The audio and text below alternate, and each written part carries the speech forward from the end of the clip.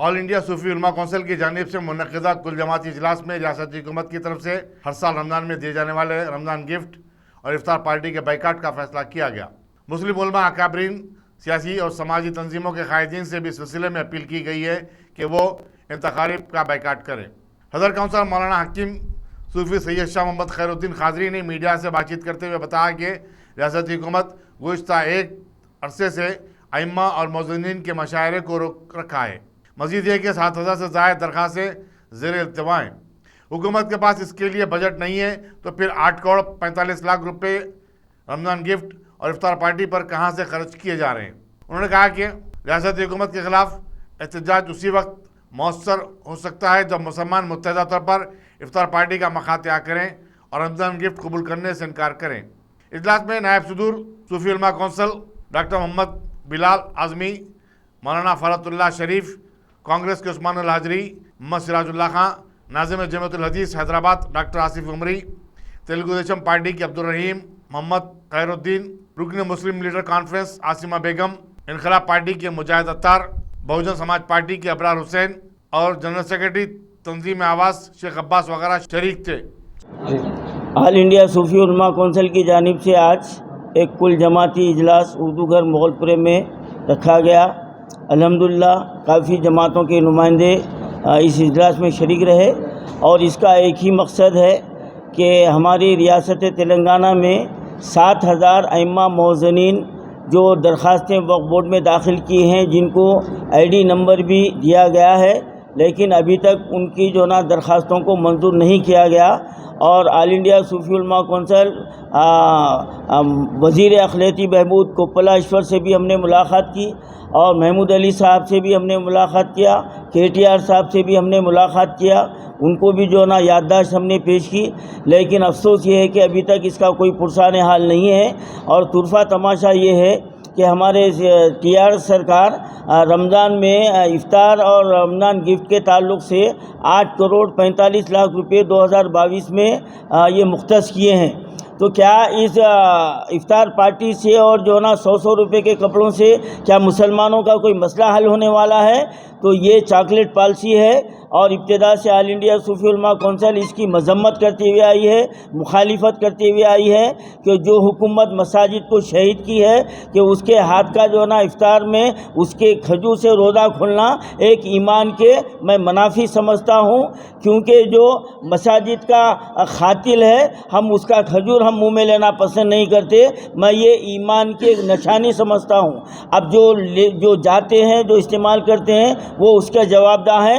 लेकिन आज हम बिल इत्तेफाक ये जो है ना हम ये तय किए हैं कि हमको ये इफ्तार पार्टी की रमज़ान गिफ्ट की ज़रूरत नहीं है। आप वो 8 करोड़ 45 लाख रुपए स्टेट के अइम्मा मौज़नीन के जो 7,000 रुपये दरख्वास्त से ज़ेर इल्तिवा है उनको वो दीजिए और उनके जो ना एजाज़ियों को जारी कीजिए।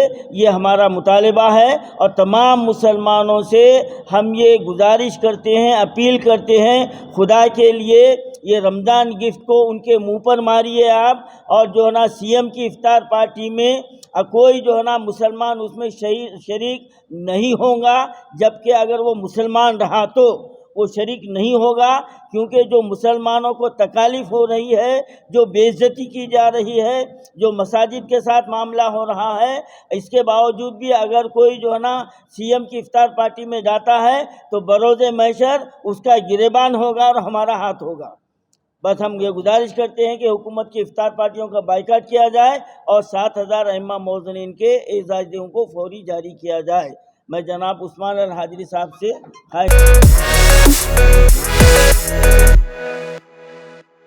माह रमज़ान मुबारक के दौरान पुराने शहर में ट्रैफिक को बाकायदा बनाने और उसके बहाव में आसानी पैदा करने और फुटपाथ पर कारोबार करने वालों के लिए किए जाने वाले इंतजाम के सिलसिले में साउथ जोन के कारोबारी इदारों के नुमाइंदों और हाकर्स का एक इजलास गुलजार फंक्शन हॉल में मुनक़िद हुआ। Deputy commissioner police traffic Karunakar और assistant commissioner police Srinivas Reddy ने बताया कि सड़क पर गैर मजाज कब्जों को बर्दाश्त नहीं किया जाएगा। फुटपाथ पर कारोबार करने वालों को चाहिए कि गाड़ियों के लिए रास्ता बनाएं। वहीं दुकानदारों के लिए लाजिम होगा कि वो ग्राहकों के लिए पार्किंग की जगह फराहम करें। इंस्पेक्टर ट्रैफिक पुलिस सब मीनार के श्रीनिवास राव भी इस इजलास में शरीक थे। में 2-3 दिन में रमज़ान महीना शुरू हो रहा। अब रमज़ान में ओल्ड सिटी में बहुत बहुत पब्लिक प्रेयर्स को प्रेयर्स को जाती है, नहीं तो इफ्तार खोलने को रोड पे आती। वो टाइम में ट्रैफिक कंजेशन नहीं होना चाहिए, उसके बारे में पूरा हम ट्रैफिक डिपार्टमेंट तरफ से पूरा ये अरेंजमेंट्स करने के वास्ते हम ये गुलजार फंक्शन हॉल में आज ये मेन होटल्स वाले को ऐसे फ्रूट वेंडर्स वालों से मीटिंग लगाया। वो लोगों को सर्टेन इंस्ट्रक्शंस दिया। क्या बोलता होटल वाला को एकदम रमज़ान खोलने के टाइम में हालिम वो खोलने के वास्ते है, उधर मेन होटल्स का आते खाने के वास्ते। वो टाइम में पूरा क्या जो एक सिस्टमेटिक वो कंसर्न वो होटल मैनेजमेंट वाला क्या करना, वो लोग ये प्राइवेट पर्सन से सिक्योरिटी को एंगेज करके एक सिस्टमेटिक पार्किंग अरेंजमेंट करना। और ऐसे पार्किंग उधर होटल को पार्किंग ज़्यादा पार्किंग नहीं तो वो नियर बाई प्लेसेस एंगेज करना होटल को। वो सिस्टमेटिक पार्किंग किसको भी तकलीफ नहीं है ऐसा देख लेना।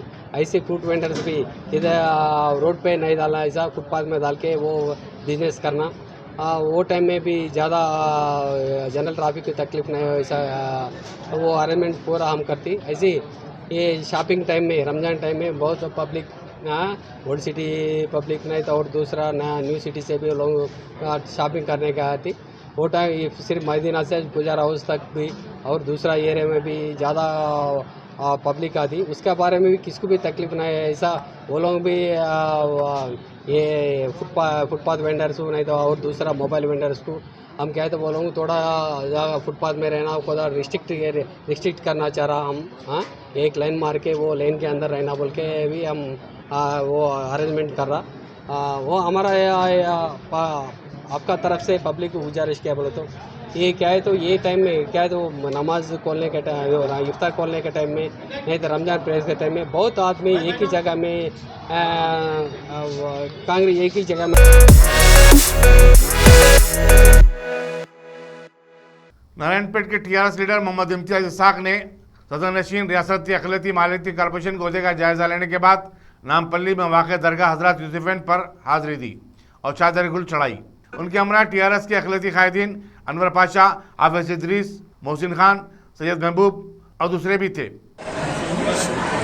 आज अर्दिल अजीज साहब, चीफ मिनिस्टर एहतियात साहब जो और उनके साहिबजादे केटीआर साहब की वजह से आज हमारे इम्तियाज इसाक साहब को ये ओहदा माइनॉरिटी फाइनेंस कॉरपोरेशन का ओहदा दिया गया है। हम उनका दिल की गहराइयों से शुक्रिया अदा करते हैं। और जनाब महमूद अली साहब वज़ीर दाखिला भी बहुत ख्वाहिशों से ये ओहदा आया है, उनकी ख्वाहिशों से हम उनका भी शुक्रिया अदा करते हैं। और इम्तियाज इसाक साहब आज जो है सो ओहदे का चार्ज लेकर यहाँ पर यूसुफ़ैन दरगाह पर रहमतुल्लाह अलैह के दरगाह पर हाज़िरी देने आए थे। यहाँ पर हाज़िरी देकर दुआ करे हैं। इंशाअल्लाह उनकी जो खल्क़ की खिदमत करना और आवाम की खिदमत करना जो उनका मकसद है, इंशाअल्लाह वो मकसद पूरा हो।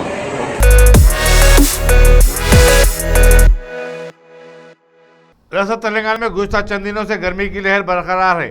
महकमा मौसमियात के मुताबिक शहर में आज़म तरीन दर्जे हरारत 39.2 डिग्री रिकॉर्ड किया गया और आने वाले दिनों में ये 40 डिग्री तक भी पहुंच सकता है। अजला आदिलाबाद, निज़ामाबाद और रामागुंडम में भी सबसे ज़्यादा दर्जे हरारत रिकॉर्ड किया गया है। तेलंगाना के मुख्तलिफ अजला जगत्याल, हनमकुंडा, निर्मल, जयशंकर भोपालापल्ली, कुमाराभीम आसिफाबाद, राजन्ना सिरसिल्ला, रंगारेड्डी में आइंदा 4 दिनों के दौरान शदीद गर्मी की पेशकशी की गई है।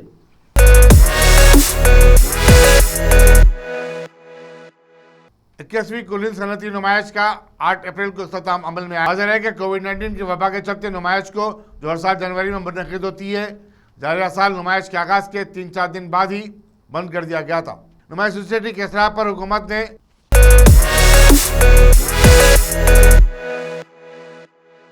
सदर मजलिस और पार्लियामेंट बैरिस्टर सनवैसी ने government printing press road Malakpet में एक नई रेस्टोरेंट पेशावर हाउस का इफ्तिताह किया। इस मौके पर मलकपेट के मजलिस रुकन असम्बली अहमद बलाला, अकबरबाग के कॉर्पोरेटर सैयद मिनाजुद्दीन और कई मजलिस कायदीन मौजूद थे। रेस्टोरेंट के मालिक मोहम्मद तैयब ने मेहमानों का खैर मकदम किया। Thank you all for coming and waiting and being patient for so long. इतनी ह्यूमिड में भी आप लोग आए, थैंक यू सो मच उसके लिए। और जैसा कि आप लोग सब जानते हैं कि ये हमारा सेकंड ब्रांच है पेशावर का फर्स्ट ब्रांच 2018 लकड़ी के पुल पे इनाग्रेट हुआ था, जब भी आप आए थे, और इफ्तिताह जो है सदर साहब से हुआ था, अब सेकेंड टाइम भी वही हुआ है। और ये एरिया मलकपेट सेकेंड ब्रांच, इंशाल्लाह ताला तशरीफ़ लाइए। Double the size what we have in लकड़ी का पुल। हमारी बिरयानी कबाब्स वैसे भी पहले से मशहूर है, और इंशाल्लाह ये एरिया में भी देना था, लोगों की बहुत रिक्वायरमेंट आ रही थी, उस हिसाब से जो है ये एरिया में भी हम लोग दिए हैं। और मेरे साथ मेरे वालिद हैं, मेरे अंकल और मेरे father in law, all of us together. तो आप एनी क्वेश्चंस अगर आपको पूछना चाहें तो पूछिए, या फिर खाना लगे हुआ है बिस्मिल्लाह करिए, दोनों में से एक। मैम उर्दू में स्पेशल हमारे बलोची चाप बोल देता हूँ मैडम, बलोची चाप, नली भर्रा, मटन आइटम्स ज़्यादा स्पेशल है हमारे, जो कि ऑथेंटिक डिशेस है, जो हमारे बड़े भी बनाते आए, जो अभी भी चल रहा, वो एक है। रमज़ान में हलीम है, सहरी है, सब चीज़ें इंशाल्लाह मिलेंगे। जैसा कि हर साल पिस्ता और रेट बढ़ते जा रहा है, जी हाँ। पेशावर में भी क्या रेट वाजिबी रहेगा, बढ़ते रेट वाजिबी रहेगा, क्योंकि गिराक पकड़ना है, फिर पिस्ता हाउस बन गए बाद अपन रेट बढ़ेंगे, टाइम लगता थोड़ा। तो पेशावर नाम इसलिए madam, it means profession, you know, there is no harm keeping a name which has the city also, which has a meaning in Urdu also, so there is no problem with that. Any other questions please? या फारिग होंगे? Telugu media भी है, बुला लीजिए, उनको भी बुला लीजिए, एक साथ बुला लीजिए, ख़त्म।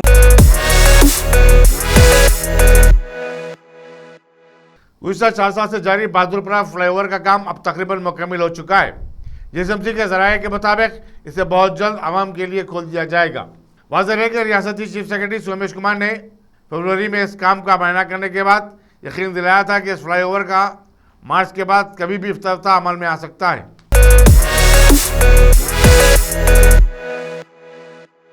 मुख्यमंत्री सेहत के डायरेक्टर डॉक्टर श्रीनिवास राव ने रियासत बिलखुसूस हैदराबाद में गर्मी की शदीद लहर के चलते आवाम को दोपहर 12 बजे तक शाम 4 बजे घरों से गैर जरूरी तौर पर न निकलने का मशवरा दिया है।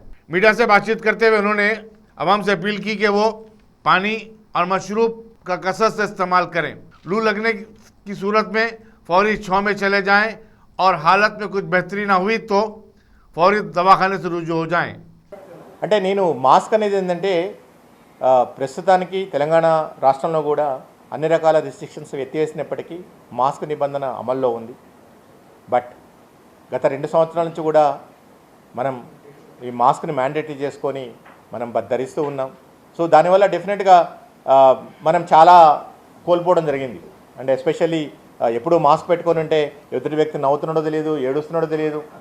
ఓకే, భార్యకి భర్త ప్రేమ చూపెడుతున్నాడా, లేకపోతే ఇంకేమైనా చూపెడుతున్నాడా, లేకపోతే భర్త భార్యకి ఇంకేం చూపెడుతున్నాడు, ఇవన్నీ రకాలుగా పిల్లలు ఇలాంటి సమస్యలన్నీ ఉన్నాయి. అలాగనే ఫ్రెండ్స్ మధ్యలో కూడా. సో అంటే జనరల్గా నేను చెప్పేది ఏంటంటే as a public health specialist epidemiologist నిజంగా మీరు కంపల్సరీగా మ్యాండేటరీగా ఎప్పుడు మాస్క్ పెట్టుకోవాలో అప్పుడు మీరు తప్పకుండా పెట్టుకోమని చెప్తాం. బట్ ఇప్పుడు మాత్రం 60+ పాపులేషన్ ఎవరైతే దీర్ఘకాలిక వ్యాధులతో బాధపడుతున్నారో, ఎస్పెషల్లీ హాస్పిటల్స్కి ఎవరైతే వెళ్తున్నారో వీళ్ళందరూ తప్పనిసరిగా ఇవి చేసేటప్పుడు మాత్రం దయచేసి మాస్క్ ధరించండి.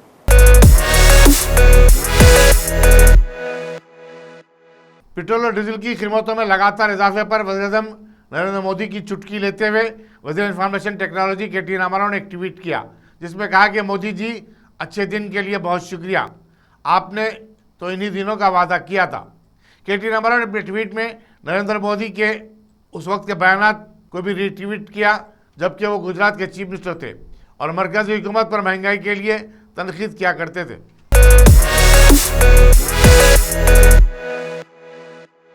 बलगमपेट के लेमा मंदिर का 5 जुलाई को इफ्तिताह अमल में आएगा। रियासती वज़ीर animal husbandry T Srinivas Yadav ने मंदिर के जारी काम से मुतालिक एक जायजा इजलास मुनक़िद किया था। मौके में माल हिंदू औक़ाफ़ और जीएसएमसी के आला अहदेदार इस इजलास में शरीक थे। उन्होंने बताया कि यात्रियों की सहूलत के लिए 5 करोड़ रुपए के मसारिफ से मल्टी लेवल पार्किंग भी तामीर की जा रही है। मंदिर के कॉम्प्लेक्स में 48 मलकियात भी तामीर की जाएंगी, इस पर 50 लाख रुपए का खर्च आ रहा है।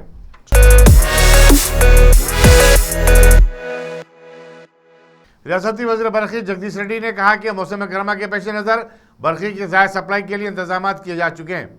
मीडिया से बातचीत करते हुए उन्होंने कहा कि उनका महकमा 17,000 मेगावाट से ज़ायद भी बरक़ी दरकार हो तो फराहम करने के लिए तैयार है।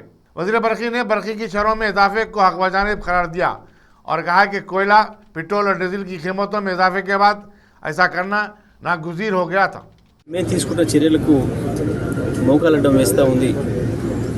ఒకవైపు దాదాపుగా 34,000 కోట్ల రూపాయలు 35,000 కోట్ల రూపాయలు వెచ్చించి మేము ట్రాన్స్కో ద్వారా, ఎస్పీడీసీఎల్ ద్వారా, ఎన్పీడీసీఎల్ ద్వారా అనేక కొత్త సబ్ స్టేషన్ల నిర్మాణం, కొత్త లైన్లు, హెచ్టీ లైన్లు, ఎల్టీ లైన్లు, పవర్ ట్రాన్స్ఫార్మర్ల నిర్మాణం, ఆ తర్వాత డిస్ట్రిబ్యూటరీ ట్రాన్స్ఫార్మర్లను లక్షలాదిగా ఏర్పాటు చేసుకొని దాదాపు 17,000 వరకు మెగావాట్ల డిమాండ్ వచ్చిన సరఫరాకు, పంపిణీకి ఎటువంటి ఇబ్బంది లేకుండా దాదాపు 1,50,60,00,000 మంది వినియోగదారులకు నాణ్యమైన విద్యుత్తును సరఫరా చేసే పద్ధతుల్లో అన్ని ఏర్పాట్లు చేసుకొని ఉన్న సందర్భంలో ఇవాళ మాకు పవర్ ఫైనాన్స్ కార్పొరేషన్ నుంచి కానీ, రూరల్ ఎలక్ట్రిఫికేషన్ కార్పొరేషన్ నుంచి కానీ వచ్చే నిధులు రాకుండా స్వయంగా కేంద్ర ప్రభుత్వమే మోకాలు అడ్డుకుంటుంది.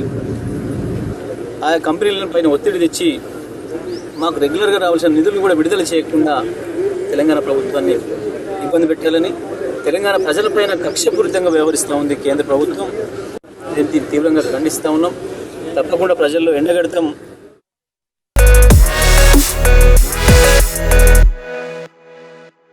पेट्रोल, डीजल और पकवान गैस की कीमतों में भारी इजाफे के खिलाफ कांग्रेस ने आज मुल्क भर में एहतजाजी मुजाहरे मुनक्किद करने की पार्टी कारकुनों को हिदायत दी थी। जिले खम्मम में कांग्रेस के फ्लोर लीडर मल्लू भट्टी विक्रमार्का की क़यादत में एक रैली मुनक्किद की गई।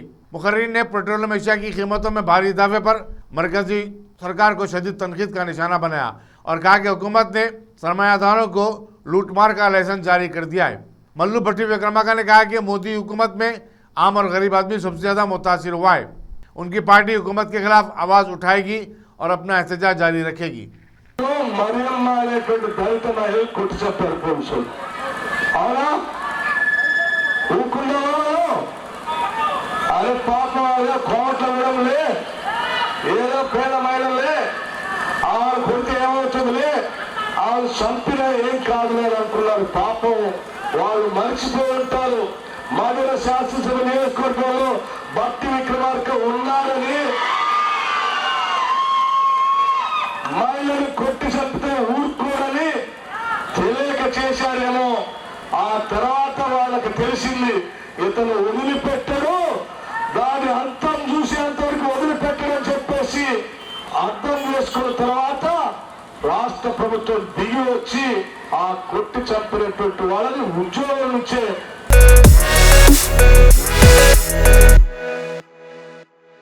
Additional commissioner police Raigarh DS Chauhan ने कहा कि सिटी पुलिस मंशियात के खिलाफ अपनी मुहिम जारी रखे हुए। उन्होंने कहा कि शहर में सरगर्म माफिया का खलाखमा करते हुए हैदराबाद को ड्रग फ्री सिटी बनाया जाएगा। एडिशनल कमिश्नर पुलिस ने बताया कि नारकोटिक इन्फोर्समेंट विंग ने शिवम रोड नल्लाकुंटे में एक 27 साल नौजवान प्रेम उपाध्याय को गिरफ्तार किया, जो कि मंशियात फरोख्त कर रहा था। पुलिस ने मंशियात का इस्तेमाल करने वाले 3 अफराद रामकृष्णा, निखिल जोशिया और जीवन रेड्डी को भी गिरफ्तार किया है। उनके कब्जे से हशीश का तेल समेत मुख्तलिफ गोलियां भी जब्त की गई, जिसकी मालियत 1,20,000 रुपये बताई जाती है। मुलजिमीन को मजीद कार्रवाई के लिए नल्लाकुंटा पुलिस के हवाले कर दिया गया। इस जाल में उन्होंने फंसाने का कोशिश की थी, तो इस तरीके के लोगों को अगर कंट्रोल नहीं किया जाएगा, कानून के हिसाब से उनके खिलाफ एक्शन नहीं लिया जाएगा, तो ये जो ड्रग्स का जहर है वो समाज में फैलने की आशंका है। इसके तहत इन 3 लोगों को अरेस्ट किया गया। ये लगभग एक पूरा नेटवर्क बना चुके थे। इसका नेटवर्क का सरगना जो अभी तक हमारी नॉलेज के हिसाब से लक्ष्मीपति है, जिसकी तलाश जारी है, जिसके बारे में क्लूज हैं और बहुत जल्दी उसे एचडीयू पकड़ेगी, ऐसी हम लोग सब उम्मीद कर रहे हैं। और फिलहाल ये और इनके 3 कंज्यूमर्स हमको मिले हैं, बाकी का भी नेटवर्क जल्दी ही अनर्थ किया जाएगा। जो सेकंड केस में एक के श्रीराम 25 इयर्स जो एक फ्रीलांसर है, उसने थोड़ा इधर उधर से ओपन सोर्स से इंफॉर्मेशन कलेक्ट करके खुद से एक ड्रग को बनाना सीख लिया। वो ड्रग का नाम है DMT। उसको actually it's a chemically process drug, dimethyltryptamine बोलते हैं। नॉर्मल बोलचाल की भाषा में उसको चांगा बोलते हैं। तो ये बहुत ही पोटेंट ड्रग है। अगर एक बार इसका सेवन किया जाए तो उसके बाद में आधे घंटे तक बड़ा स्ट्रॉन्ग हेल्यूसिनेशन रहता है। और इसका जो कंज्यूम करते हैं वो इसका एक पर्टिकुलर इक्विपमेंट है, यहाँ पे इस एंड पे ड्रग लगा के एक दूसरा इंसान उसमें यहाँ से फूंक मारता है तो सीधे उसकी नोस्ट्रिल के जरिए उसके सिस्टम में चली जाती है। तो इसका इस्तेमाल किया जाता है इसके लिए। और ये भी एक दूसरा इक्विपमेंट है जिसे आप दिखा दीजिए। और ये जो है ये इतनी पोटेंट ड्रग इसने तैयार की कि 1 ग्राम ड्रग तकरीबन 20 लोग उसमें कंज्यूम कर सकते हैं and they will be very very strongly affected by its influence. तो ये इसमें इसने ट्रायल एंड एरर करके कुछ केमिकल शॉप में जाके कोई पर्टिकुलर केमिकल्स को लिस्ट आउट किया, उसको मंगाता था। कुछ ओपन सोर्स से मेडिकल स्टोर से दवाइयां लेता था, कुछ कंस्टिट्यूएंट इसके अमेज़न से भी मंगाता था, लेवेंडर सिंपल टाइप के कंस्टिट्यूएंट, उसको एक केमिकल प्रोसेस के द्वारा इसने रेक्टिफाई करके प्रोसेस करके और रिफाइनमेंट करके उसका ये ड्रग तैयार किया and he became expert in processing this drug. और जब उसने अपने कुछ लोगों को उसको पहले शुरू में कम लोगों को बेचा तो इसके हिसाब से बहुत अच्छी फीडबैक आई। तो उसके बाद से इसका मार्केट एक्सपेंड होता गया, एक जो कंज्यूमर था वो भी पकड़ा गया। ये बहुत, मैं कहूँगा कि इस तरीके के लोग हैं समाज के लिए बहुत डेंजरस हैं, जो इतना कमिटमेंट जो इसने इसमें दिखाया कि देखिए इतना ट्रायल एंड एरर करने के बाद में एक ड्रग डेवलप किया और उसको उसके बाद से कंटिन्यूअसली उस नेटवर्क का ये विस्तार कर रहा था। तो इमीडिएटली ऐसे लोगों पर रोक लगाना जरूरी है। तो मैं मीडिया के माध्यम से हैदराबाद के सभी शहरियों से सीपी साहब की तरफ से अपील करूंगा कि ये ड्रग का जो इफेक्ट होता है, ये अभी हम इसके बाद के वीडियो में देखेंगे, बहुत ही घातक और बहुत ही भयानक होता है। ये एक वन वे स्ट्रीट है जहाँ पे कोई रिटर्न नहीं होता। तो पीयर प्रेशर हो या सिर्फ एक बार ना टेस्ट करें ना टेस्ट करें, मेरी आप सब लोगों से अपील है। बल्कि इस मामले में जो भी कोई इंफॉर्मेशन हो इमीडिएटली पुलिस को इत्तला करें। आपके ये एक्शन करने से कितनी ज्यादा जिंदगियां और फैमिली सेव हो सकती है। धन्यवाद।